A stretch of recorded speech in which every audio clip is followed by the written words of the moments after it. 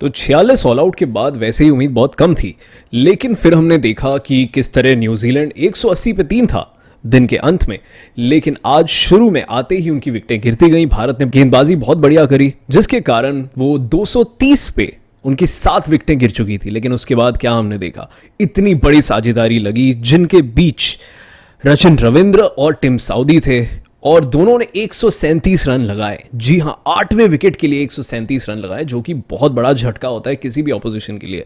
तो इसलिए वहां से न्यूजीलैंड को बहुत बड़ी लीड मिल गई। 402 रनों का चट्टान जैसा स्कोर उन्होंने लगा दिया।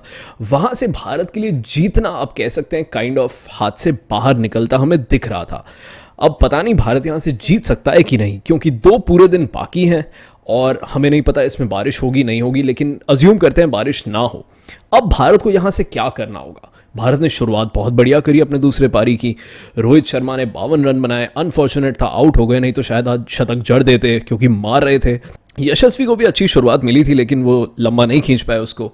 विराट फिर से 3 पर आए, बहुत बढ़िया खेल रहे थे। लग रहा था आखिरकार वो 81वां 100 मिल जाएगा आज, लेकिन फिर से वो भी अनलकी, एज हो गया, आउट हो गए 70 पर। अब सरफराज नाबाद है 70 पर। दूसरी छोर से आएंगे ऋषभ पंत। ऋषभ पंत कितने फिट होते हैं, क्या उनके पैर का वो सूजन ठीक हो चुका है, नहीं हुआ है, कितने, क्योंकि देखिए जब ऋषभ पंत अटैक करते हैं वो आगे बढ़ के मारते हैं, तो वो एडवांसिंग डाउन द विकेट के लिए आपको फिटनेस ज़रूरी होती है आपकी। अगर घुटनों में दर्द होगी, घुटनों में सूजन होगी, तो वो नहीं कर पाएंगे और उतने फ्रीली अटैक नहीं कर पाएंगे। यदि ऐसा होता है तो भारत के लिए ये बहुत बड़ा नुकसान हो सकता है। लेकिन अगर ऋषभ पंत ठीक से खेल पाएं और लंबा खेल पाएं तो अच्छा स्कोर लगा सकते हैं। सिर्फ 125 रन ही पीछे है भारत इस वक्त पर। ऋषभ पंत हैं, केएल राहुल, रविंद्र जडेजा हैं, रवि अश्विन हैं और सरफराज खान नाबाद तो हैं ही 70 पर। ऐसा नहीं है कि बल्लेबाजी नहीं है, लेकिन देखना पड़ेगा पिच धीरे धीरे, क्योंकि कल चौथा दिन है, परसों 5वां दिन होगा। स्पिन के लिए और अच्छा होता जाएगा, स्पिनरों को ग्रिप मिलेगा, बॉल टर्न होगी, क्रैक्स बन चुके होंगे। इन सब के बीच किस प्रकार से भारत बल्लेबाजी करता है, क्या भारत यहां से, हालांकि सिर्फ 125 रन पीछे है, 7 विकेट हाथ में, क्या भारत 150 से 200 रनों की लीड ले सकता है?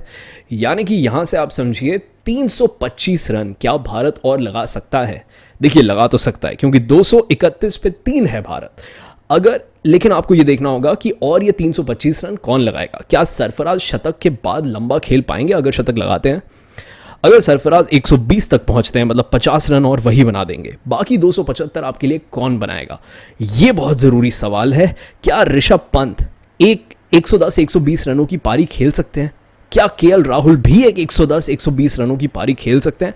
और फिर बाकी रन जडेजा अश्विन में से कोई बनाए, या इनमें से कोई भी 2 खिलाड़ियों को मुझे लगता है शतक लगाना पड़ेगा। एक तो सरफराज शतक लगाएं, आगे बढ़े 120 तक, या उससे ज़्यादा हो तो और बढ़िया है, लेकिन कम से कम फिर ऋषभ पंत, केएल राहुल, रविंद्र जडेजा और रवि अश्विन में से 2 खिलाड़ियों को शतकें जड़नी पड़ेंगी। तभी आप उम्मीद कर सकते हैं कि भारत को 150 से 200 रनों की लीड मिले। फिर भारत, मुझे लगता है भारत के स्पिनर्स में इतनी काबिलियत तो ज़रूर है कि उनको ऑल आउट कर सकते हैं। तो मैं अभी तक उम्मीद नहीं खोऊंगा, थोड़ा तेज़ रन बनाना पड़ेगा, सही बात है, लेकिन हो सकता है। भारत में है काबिलियत, अभी बल्लेबाजी पे फोकस करना है, गेंदबाजी हो जाएगी। आपको बस एक चीज़ करना है, लीड बनानी है 150 से 200 रनों की, उसके बाद गेंदबाज अपना काम कर देंगे। तो सब कुछ रहता है कि आज के दिन यानी चौथे दिन भारत कैसी बल्लेबाजी करता है, सरफराज खान कैसे पिकअप करते हैं, ऋषभ पंत कितने फिट होते हैं कि वो इधर उधर आगे बढ़ सके, मार सकें, केएल राहुल किस प्रकार बल्लेबाजी करते हैं, और उसके बाद टेल एंडर्स तो है ही। तो इस पे सब कुछ टिका हुआ है।